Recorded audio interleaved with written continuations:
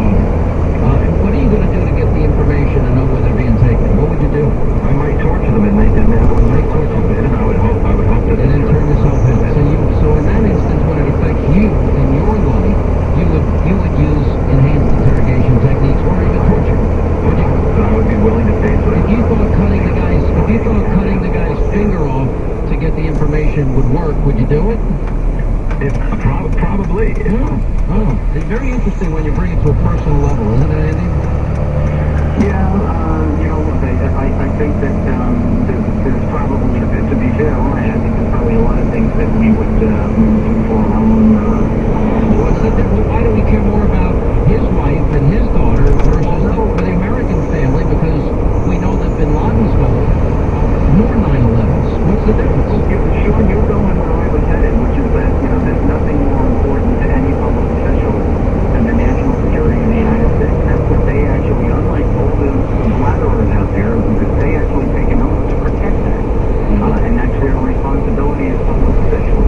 Let's go to Usama is in Mississippi. Usama, you're on the Sean Hannity Show with Andy McCarthy and Ryan Grimm. Hi. Hello, Brother Sean, it's awesome to be with you again. I have so much trouble to listen to many of the American people who speak about Islam with no knowledge about Islam. First of all, I'm amazed that Obama knows the answer for what jihad is if he's not a Muslim man or he does not have expertise on Islam. The word jihad, Brother Sean, is mentioned in the Quran 31 times. And in this 31 times, it has been interpreted by all Muslim scholars, that is Ibn Kathir, Tabari, Qurtubi Jalalain, to be a holy war, as well as the 79 times in the Quran, which Allah said engage in war. It was interpreted by all Muslim scholars to be performing jihad. So jihad in the Quran is interpreted by Muslim scholars to be holy war, and holy war is interpreted to be jihad. But Obama come up with a new interpretation for jihad. As you hear so many of CARE, Muslim jihadists in America, try to explain to us that jihad is struggle from within, to be a good person. That is propaganda Islam, baloney Islam. You want to respond, Andy? The only thing I'd add to that is, the problem with CARE and the people who propagate this alternative version of jihad is that, they know it's a lie. We all prefer if there was an authentic reformist movement within Islam that could make that the authoritative interpretation of Islam, that you wanted to become a better person, not a more Sharia compliant person, a better person. The bigger question we have here is, I know we talk and make a distinction between moderate Muslims, those that want to practice a religion of their choosing in peace, and those that are radical Islamic jihadists. There is a distinction. The question is, why don't we hear more? Why aren't the voices of moderate Muslims louder? I think they're intimidated. I think that they fear for speaking out. I think they have been intimidated by the radicals. I think there's a hijacking of a religion going on. And I also would argue, and Ryan, you tell me where I'm wrong, but as I look at the Muslim Brotherhood, as I look at what's happening in Syria, as I look at what's happening in Libya and North Africa and Iran and Saudi Arabia, I think we're going to look through the prism of history and determine that we lived through the rise of the radical Islamists. I think those numbers are growing, and I think moderate voices are being stifled, and I think people live in fear and intimidation if they agree with the radicals.